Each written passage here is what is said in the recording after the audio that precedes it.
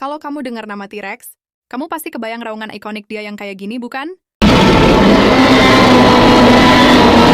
Kayak di film Jurassic Park, kan? Faktanya itu tidak sepenuhnya akurat. Para ilmuwan bilang T-Rex kemungkinan tidak mengeluarkan suara sebesar itu. Sebaliknya, justru mereka mungkin cuma keluarkan suara-suara low frequency. Kayak gini. Gimana? Lebih serem, bukan? Meskipun untuk saat ini belum ada yang tahu pasti tentang para dinosaurus, setidaknya, para ilmuwan hanya bisa memanfaatkan fosil-fosil dan memperkirakan kemungkinan. Gimana? Sangat menarik, bukan?